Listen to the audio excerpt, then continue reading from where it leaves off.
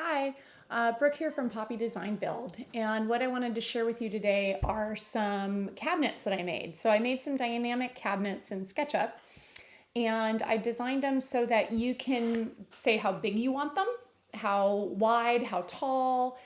You can say whether you want two doors or one door, and the best part about it is it makes it really great for when you're showing a client because you can whip up a kitchen for them that is has drawers that come out and cabinets that open and close, so they really get a sense of what it's really like, not just in a 2D space or a 3D space, but in a really dynamic way. And then you can customize all of it, so it makes building a kitchen for your client very quick. And then it also has a way of making it so that when you go to build those cabinets, if you're a cabinet maker, you can figure out your materials takeoff a lot easier in your cut sheets. And so that's what I like using it for. And that ladder feature, if you're just a designer, then you can delete those very easily. And so I want to walk you through how they work. So without any further ado, this is the model that I've created and I've shared in SketchUp, and it's called Dynamic Cabinets with Cut Sheets. Now I use a lot of, I need to move myself out of the way. Maybe not here because I'm going to do keyboard clicks. Sorry. I use a lot of tags in my models to organize my models. And in this video, I'm going to be showing you the tags feature, the entity info feature, and the outliner are all things that I use a lot when I'm modeling. Okay, so getting started, these right here on the left are upper cabinets, and then you can see it's either one door or two door, and this is base cabinets, one door or two door. The difference between the bases and uppers is twofold. One is the bases have a 2D layout underneath it that you can use in planning. And if I double click on this and click on here and I look at the info, you can see it's tagged as 2D, whereas the rest of the cabinet is tagged as 3D. So this comes into play when I'm doing 2D renderings versus a 3D. 2D plan views versus a rendering, a 3D rendering. So I can turn that on or off. Now, these are dynamic components. So if I do spacebar shift, I can, click and open these cabinet doors. You can see they open and close. In the case of the ones that only have one door, if I want to make the door swing the other way, I can use the mirror tool and just do a mirror image, and now it will swing the other way. So that's how you handle that. I'm going to keep them that way for now. Now, as you size the cabinet, this thing behind the cabinet is a layout for a half inch sheet of plywood for my cabinet backs and a 3/4 inch sheet of plywood for my carcasses. Now, as I resize this cabinet to use in my model, these cutouts will resize. And then what I'm going to do is I'm going to take and cut this and paste all those together and then just drag these elements in terms of making a physical layout. So it's a little bit clunky. It'd be nice to be able to just click a button and have all the pieces lay out exactly how you would cut them for all your models. But right now this is a little bit clunky, but it's still better than what I've worked with in the past. And now over here, I have goodies that you can use to customize your cabinet. So, this is a pull-out pantry sort of thing. I use the Fulterer pantry glides for these. And this can be used as an appliance garage or as an open pantry. When I'm modeling it for a client, I'll do little models of a crock pot and all the appliances that would fit in here or groceries, so that when I show them the model, they can see where their things fit in. This is a pull-out shelving unit, and for these I do a side mount drawer glide up at the top. And I do these in overhead cabinets, like above a refrigerator where it's deep. If it's a tall cabinet and it's 24 inches deep, you need to be able to pull things out. I don't think that a cabinet that's deeper than 12 inches, it has to pull out or things just go to die back there. So I make pullouts for clients that I think work really well. And for any of these cabinets, whether they're uppers or lowers or a pullout like this, when I'm actually modeling it for my client, I would draw extra shelves in here if that were the case. Now these are inset drawers. This is a drawer within a drawer. This is an overlay drawer. Now the inset drawers, the reason I have these like this is some of my clients like the IKEA style where you have like a 10-inch drawer front and you open it and it's a shallow drawer on the bottom, but then there's a secondary drawer just underneath the counter. And that's how I model that for clients. This is fun. This is a mixer. Clearly, I really enjoy doing the animations in SketchUp, but my clients really like it too, and it's really helpful. But how do I use this, right? So over here, this is an ADU that we're building for a client, and these are the cabinets that I'm going to be building. I'm going to be building these side cabinets.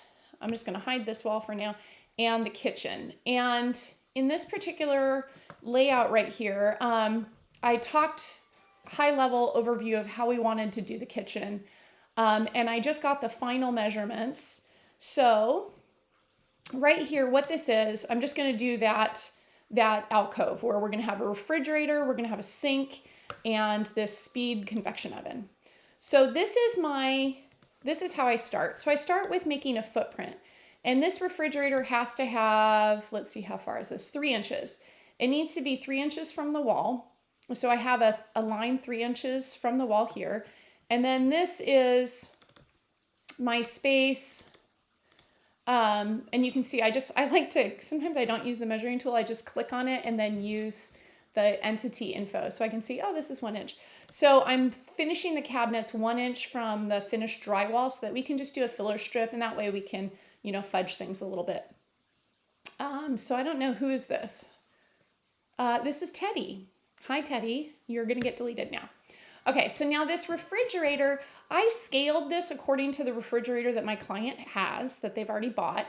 And same thing with this speed oven. So I went to Jenn-Air and I scaled this model so that it fits all the cutout sizes, the minimum cutout sizes for my cabinet. So the first thing I'm going to do is I'm going to drag my refrigerator where I want it to go, which is just going to be right here. And I'm not going to worry about my microwave for a minute. So let me get some base cabinets in here. So I'm going to be doing, I'm going to mostly do 2-door base cabinets for right now. I'm going to copy this. Now, in your case, you would just be importing it from your SketchUp model. Now, this is super annoying, all this, this 2D cutout stuff. So, man, I don't want to look at that. So I'm going to go ahead and turn off my 2D layout. And now, but I do want to turn on the 2D footprint. So the 2D footprint is this little guy right here. Now the base cabinets are different from the upper cabinets because when you select the height of the base cabinet, it's going to assume a 5-inch toe kick and a 1-inch countertop buildup. So you say what size counter height you want. In this case, we're going to do 36-inch counters. And we're going to have a 1-inch buildup on the countertop and a 5-inch toe kick. So the cabinet, instead of being 36 inches, is going to be 30 inches. On the upper cabinets, if I want a 36-inch tall cabinet, I just say 36-inch tall cabinet. Okay, so now if I'm not going to be doing a cut, what I would do is I would just go into the 2D layout tag, and I would delete tag, and I would delete the entities. And so if I did that, I would make it so that let me actually just show you. Let me do that real quick. Delete tag, delete its entities. Okay, now all that goes away. Now I'm just going to undo that because I don't want it to go away. So I just did a quick undo, but you can see what happens if that's annoying, because that sort of thing is super annoying to me. I hate when people build models and the bounding box ends up being way bigger than the model because they have all kinds of hidden geometry and stuff like this. But I'm going to delete the entities, and now I just have a nice compact little cabinet. If you're not going to build your cabinets, I would do that. Okay, but right now, I'm just going to grab this corner and I'm going to put it right here on my model. Okay, and now I'm going to make a copy of this model. You know what I'm going to do real quick? I'm just going to lock this so that I don't keep selecting it. I don't know if that's going to actually help me. I'm just going to make a copy and move this to the right. Okay, now it happens to be that I know what I want to have here is I want to have, this is going to be a bank of drawers, and this is going to be just an open cabinet because I'm going to have a sink here with, sorry, not a sink. This is the sink cabinet.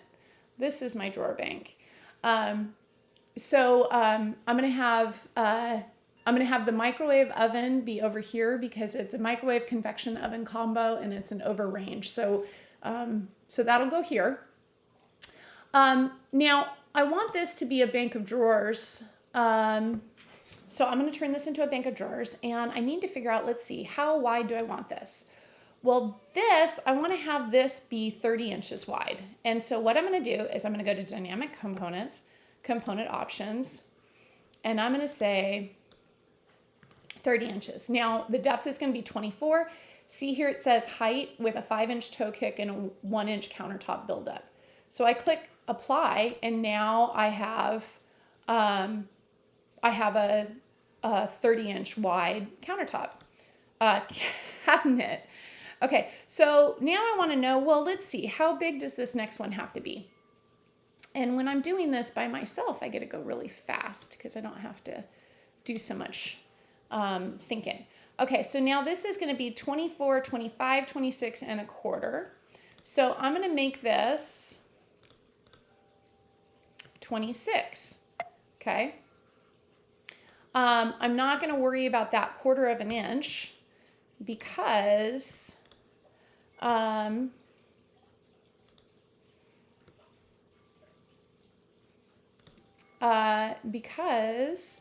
going to eat that 1/4 of an inch on this left side, or I'll just have a little bit more space for the refrigerator. And so, but I'd rather, I mean, I could make the cabinet whatever size I want. In this particular case, I'm just going to make it, I'm going to make it 26. Okay. So that's how I do my basic cabinet. Okay. Sometimes when you do the animations, it gets a little bit wonky. All right. So now I'm going to go over and let's say I want to add some drawers. I'm going to take both an inset and a regular drawer.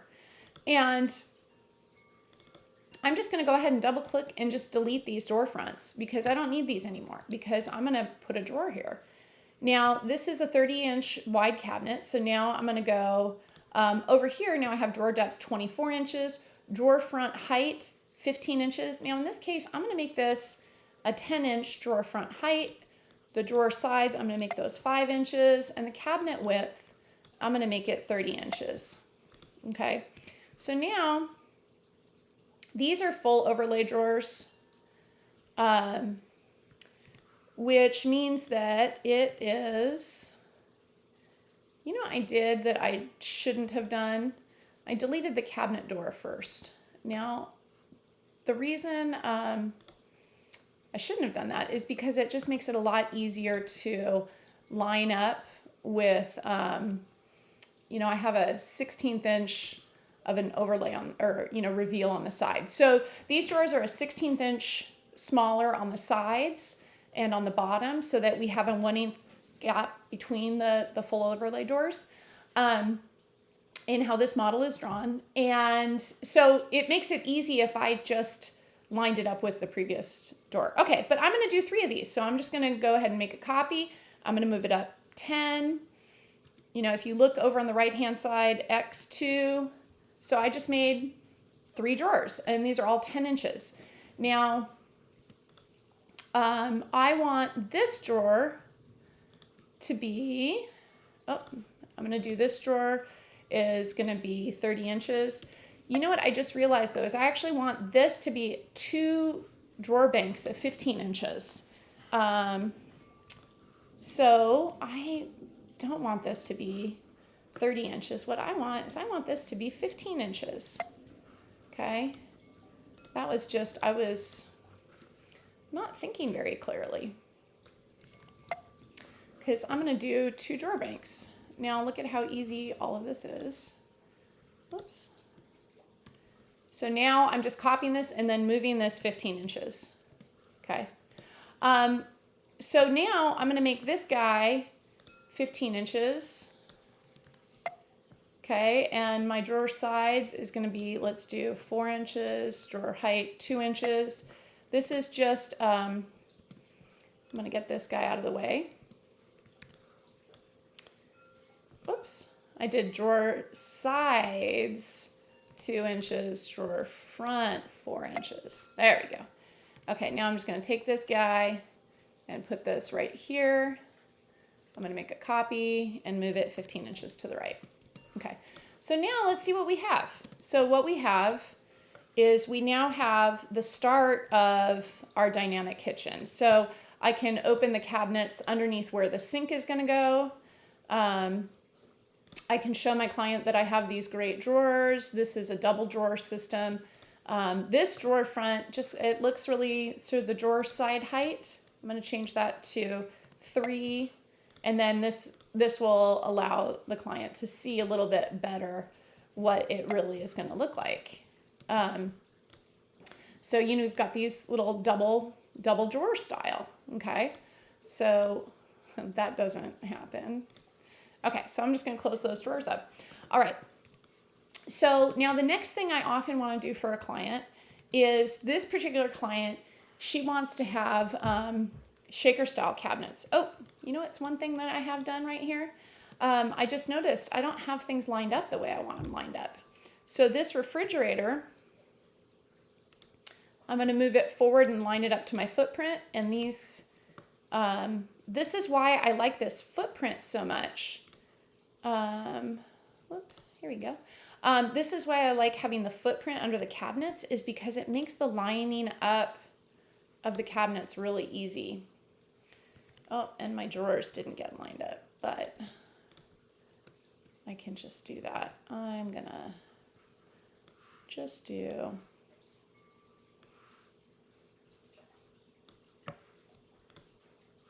okay, there we go. Let's see, I think that fixed our problem, right? Let's see. I mean, not like I can't move them later, but all right. So now we have everything lined up. Okay, so now this client doesn't want solid drawer fronts. They want shaker style cabinets. So when I want to draw for a client shaker style cabinets, I click F, which is the offset tool. So, tools, offset. F is my keyboard command. And I want 3-inch sides. So I'm going to start going here. I'm going to type 3, enter, and now I have a 3-inch offset. Now I'm going to click in the middle and I'm going to click P for the push-pull tool. Again, push-pull is P, and I'm going to click and then push in and type 0.25, enter. Okay, so that's a drawer front. Okay, now that's kind of clunky and kind of slow. So one thing to remember is that SketchUp tools have memory. So however big the last offset I used, I can repeat that by just double clicking on my offset tool, and same thing with the push-pull. So now, sometimes if you start going too fast doing this, by the way, SketchUp will crash. So save constantly when you're doing this. So I just do, I guess it's Command. I've always called it squiggle key because I'm a Mac user, but so squiggle key S, Command S constantly. And then I'll show you how fast I can go. So I'm going to click on this. I'm going to double click F. Then I'm going to click here, P, double click, exit, escape, escape. Okay. So you can see how fast I can go. Let's see. I'm going to try to not have SketchUp freak out on me. Sometimes it does, because I get a little wild with my SketchUp and I start going kind of quick. And ooh, I did the orbit tool.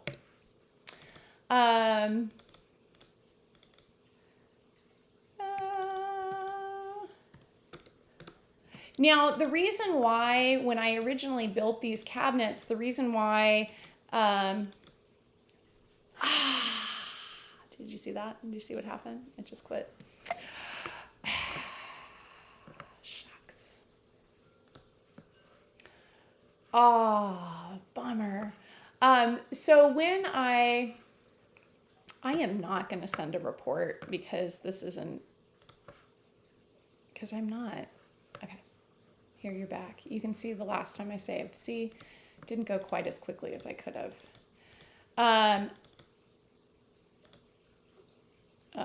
3. So now the reason why I don't have, I just tried to do the double click thing, but SketchUp, it's like, what do you mean? We haven't done the push-pull tool.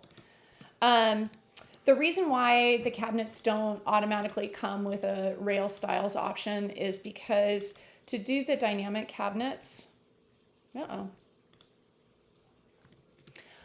do the dynamic cabinets with the rails and styles means that if I size them, the rails and styles get screwed up. So this is what I do.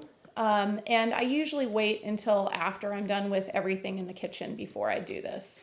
Now, one thing that happens frequently is I'll make a base cabinet and then just want to grab this one and replicate it. And if I want to undo, let's say I want to undo this shaker style, it's super easy. I just use the push-pull tool, bring it to the surface, and then I select just the bounding edges and hit delete. Now I'm going to show you what I just did again, because if you're not a common SketchUp user, I start doing some of this stuff kind of fast because I've just been doing it for so many years. So let me tell you what I do. I do the push-pull tool and I pull it. Now, before I've been pushing it, now I'm going to pull it, and I'm going to use the side as the reference. So I pull it here, so now everything's in one plane, and I could just delete things, individually. I could use the erase tool to delete stuff. I never use the erase tool. But the other thing you could do is if I click once on a face, it selects the face. If I click twice on the face, it selects the face and the bounding edges. If I click 3 times on a face, it selects all continuous geometry. If I hold down the Shift key and click on something that's already selected, it deselects it. So one of the tricks that I use is I double click to select the face and the bounding edges, and I just want to delete the, actually, all this time I've just done this habitually. I could actually just delete that whole thing, or I can now hold down the Shift key and click a second time just to delete the outside edges. So this is a trick I use all the time. In this particular case, I could have deleted that face too, and it just automatically fills in. But anyway, so that's what I did to get rid of the shaker cabinet. But I'm going to put the shaker cabinet back because that's what we're using right now. Okay, so that's the basic style. Now, what about this whole cut sheet thing? And I'm going to build the rest of the kitchen by bringing in the base or the upper cabinet. So actually, let me do an upper cabinet real quick. There's not going to be a real quick because now I'm going to have to. No, I don't want the recovered version. My SketchUp often likes to give me a recovered version, and it says it's newer, and it's not. It'll be like an older version, and then I'll lose my stuff. Okay, so I'm going to bring in an upper cabinet. I'm going to bring in this one, and I'm just going to paste this, and I'm going to grab this back edge.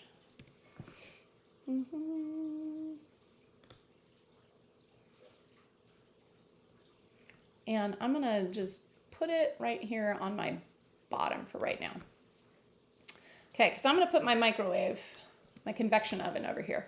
So my convection oven, I'm going to move it over to the side. This one does not need to, this particular one doesn't need a clearance on the left-hand side. So I'm just going to have the regular cabinet wall on the left-hand side, but I'm going to line it up exactly how I want it. This is, it's going to just go on the back wall.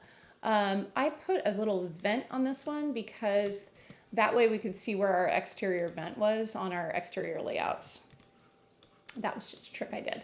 Okay, now this is gonna be, we're gonna have 18-inch counter heights. So this is what I'm gonna do. I'm gonna move it down so it's flush with this. Now we're gonna build that counter up 1 inch. So I'm gonna go up 1 inch, and now I'm gonna go up. I'm gonna use, I like using the up arrow to lock into a specific plane so that, you know how sometimes when you're trying to move something in SketchUp and you think you're moving along the red and then all of a sudden it's like going blue or green or whatever. You can use the arrow keys to lock to either the blue, green, or red axis. Okay, so this is gonna go up. Okay. I happen to know that I want this to be 21 inches because I've been working on this previously.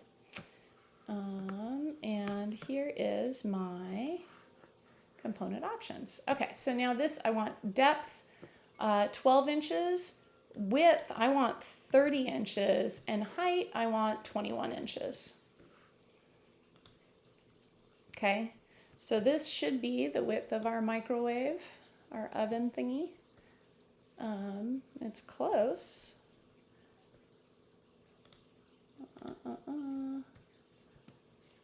Okay. The cutout for this should be 30 inches. So I don't know if I have that scaled properly. I am not going to worry about it right this second. It's like off by a nano. Okay. So now I'm going to have this one come over here, and this is going to be 30 inches over to the right, but this one, component options, this one is going to be 26 inches. Okay, so this one is going to line up with the width here. So we went 30 inches, 26 inches, and now we're going to do one more cabinet up here, 26 inches, and this one, dynamic component options. Now this one, let's see what our height is going to be. I happen to know this. It's 32.5 inches. The depth on this one is going to be 24 inches, and the cabinet width is going to be 24 inches. Okay. And so I'm going to lock into the blue plane to get my reference there, and then I'm going to move. Woo! Went driving a little crazy. All right. Okay. So now this is what our basic cabinets are going to look like. And it will be, the microwave will be a little bit proud of this. I don't think I've scaled this yet. I think this is going to get scaled. And how I scale it is with the scale tool. So if I want this to be exactly 30 inches wide, I click, drag, type 30 inches, period. And now this is definitely the right width. And so this should all line up beautifully now. Okay, but I want to talk about the cut sheets because so doing this and doing the layout, this is one way that these cabinets are really useful. But I'm also a cabinet maker, and so I need to, in this particular kitchen, I'm going to be doing this layout, and then I'm going to be doing my materials order today. So let me see how I go about doing the layout on this. So first of all, I turn on this 2D layout, and now I've got all this stuff back here, and it just looks like crazy pants. But I'm going to double click on it and select all this, and this is going to be a little bit weird. What I'm going to do is, these are all individual pieces. So I have, these are the same size cabinet components. So, cabinet backs and sides. So they size when you size the cabinets. But that means they're not like laid out where you want them to be laid out. And then the bigger sheet is a 4x8 of either 3/4 inch ply or half ply. Now these are all separate things and they can move around, but in order to do this first thing, I'm going to group them together so I can put all the groups of the cut sheets together, and then I can explode them and then move the pieces around however I see fit. Okay, so bear with me for a second. I'm going to group this. So squiggle key G, Command X, and now I deleted it. Now I always like pasting in place. Now this is kind of nice. Now you'll notice when I've pasted this in place, it's turned white. And that's because I have not actually colored any of the cabinet's materials themselves. It's the cabinet is colored, so that if you want to change the material in the cabinet, you can change it. So it doesn't have to be birch plywood. But that way I know, okay, this is just floating free in the universe. I'm just going to move it out of the way. Now I'm going to do this with this one. I'm going to group this, group X, and then edit, paste in place. And I actually usually set up a custom keyboard command, which I don't have set up on this computer, for paste in place. So let me show you how I do that. So I go into settings, shortcuts. I paste in place all the time. And so I'm just going to make that capital V. So now I can do a keyboard command and just make life a lot easier. I'm going to change the camera view. I just used squiggle key, sorry. Command 1. Now I just did uppercase 1. Now you can see with this cabinet, like, look at this. These side pieces don't fit on the 3/4 inch ply. This is 3/4 inch ply. This is 1/2 inch ply, because of the, it's taller, and we're going to be moving all those individually. Okay, so now I'm going to grab this. I'm going to group it. I'm going to cut it. I'm going to paste in place. I'm going to move these together. Now this is a little bit of a tedious process. It gets even more tedious when you go to move the boards. Why is this not letting me? Oh, there we go.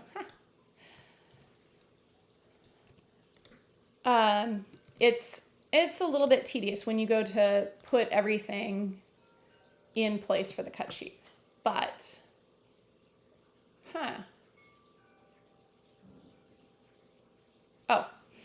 I was like, why are these sheets bigger than these sheets? It's because I don't have these laid up in the same plane, right? No, what's going on here?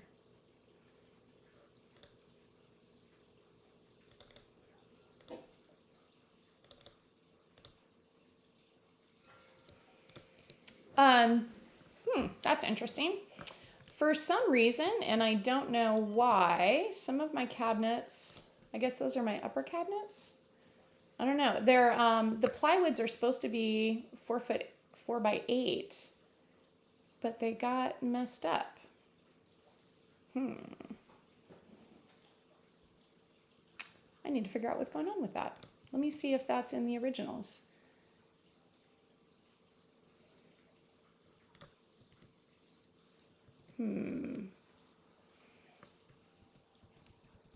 Let's see, how did that get so messed up?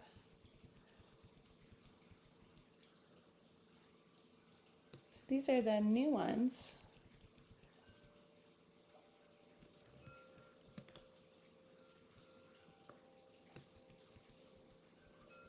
So the ones that are the base cabinets are fine, and it's the ones that are the upper cabinets that are messed up. So I don't know what happened there. Let's see. Dynamic components, component options.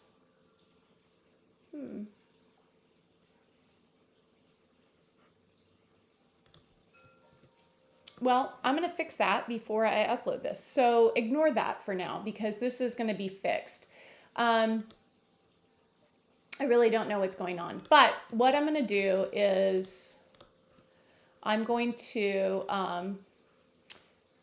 explode. Okay. So now each of these are all groups, but these are my back panels, and this is, you know, a 3/4 inch sheet of plywood.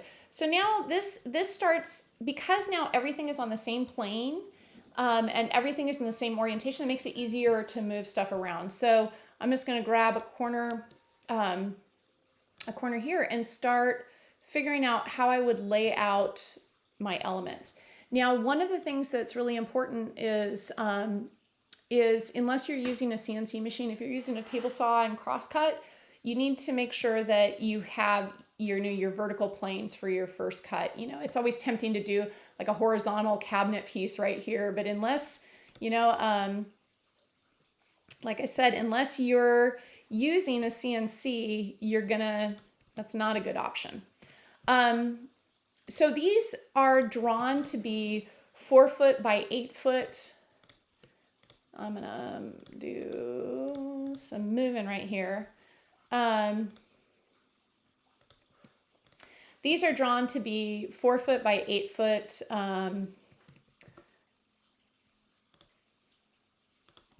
8 foot.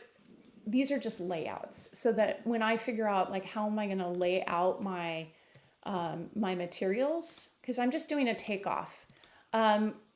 And this gives me an idea of how I want to rip everything. So in this particular case, you know, let's see, how much room do I have here? Do I have enough? I have 1 inch. You know, that's not my favorite way to rip. I like to have a little bit more space than that. But I can make it work. You know, it's ideal to have, you know, like maybe 2 inches wider. Okay. So you get the idea that what I'm doing right here is I'm just saying like, okay, well, how much wood do I need to build all these cabinets?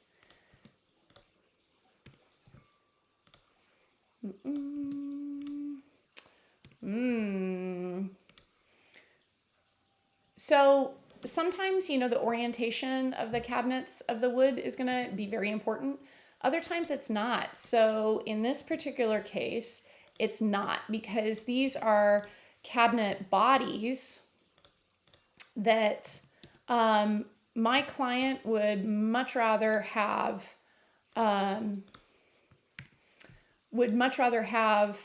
save some money on materials than have all the grain on the ply line up. So I know my client.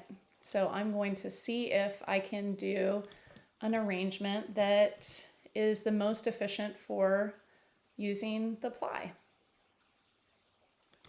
Whoops. Okay, so now of course you have to remember that you've got your kerf. So, you know, I have space on the side and on the top to make sure I'm going to actually be able to make these cuts. Okay, so now I have one more. Let me make this.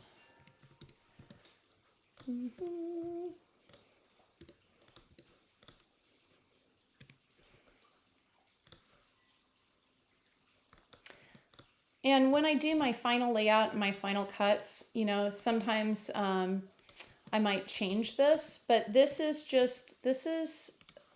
my way of doing a quick materials takeoff. Okay, so for this cabinet build, you know, I can build, for all of these cabinets, I can just do 3 sheets of plywood if I cut wisely. These are back panels. So now these are half-inch sheets of ply. And if I look in my inspector here, my entity info, you can see that this is representing the 1/2-inch ply, and this is a back panel for the cut sheet, whereas this is a side panel. This is a side panel. So, you know, it gives me an idea of what I have.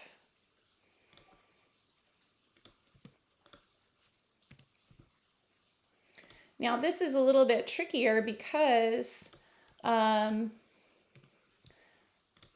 see, because of me figuring out how I want to rip this. So it's kind of always a little bit ironic when, okay, so I have a wider back panel. Let's see how much How much is that one wider? Okay, so that's my widest one. And these are my narrow ones. So I'm gonna just take this, I think down here. I might have to do 2 sheets of ply, which is always a drag. It's so tempting. So tempting. So tempting. I can make this all fit. I know I can make this all fit by putting it Tetris style, but it's not gonna work. It's plausible to do a horizontal rip before you do a vertical, but it's suboptimal. It really is. I don't like doing it. It really just does not, it does not serve me well. But what I can do is, yeah, that's too wide. What I can do is, I can do that if I want to save money on this project. It's really, the way my shop's laid out, that's kind of hard. But I'll probably order another sheet of 1/2-inch ply, because invariably I end up always having scraps. And because this is a back panel, I can do some, I can do some stuff if I need to, if it's a base cabinet, in terms of biscuiting two sheets together if I had to kludge. So I got to order this. I'm going to say that I need 3 sheets of 3/4 ply, 1 sheet of 1/2-inch ply. If I'm going to know that I'm going to cross cut it before I'm going to rip it, which I'll do. It's not that hard. I just don't like doing it that way. So that's the basics of how this works.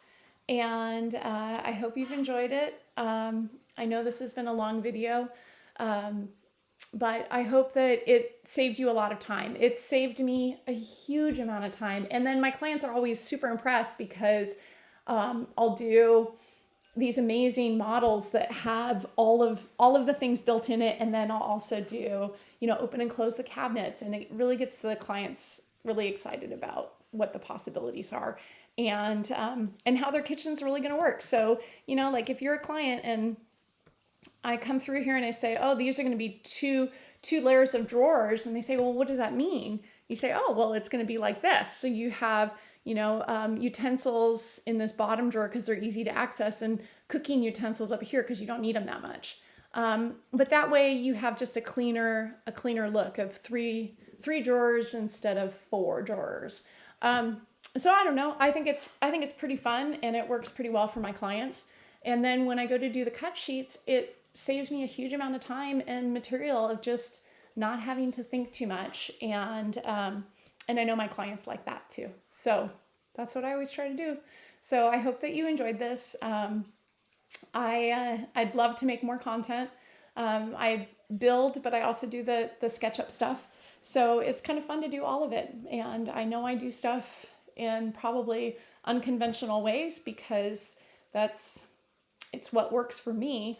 But the reason why I built all these models is because I couldn't find anyone that was, doing what I needed it to do. So let me know if you ever want to have another video or have a special component made that does a dynamic feature, because I love the dynamic movements, and I've learned to work within some of the glitches. There's some glitches that SketchUp does. So I've kind of worked around a lot of those, and I make a lot of fun dynamic stuff. It just brings your models to life. So if you're using SketchUp Pro, and which most of you I think are using desktop versions, this is a really cool feature that you can use. And I can do a video on how to do dynamic components if that's interesting for people as well. Okay, thank you. Bye.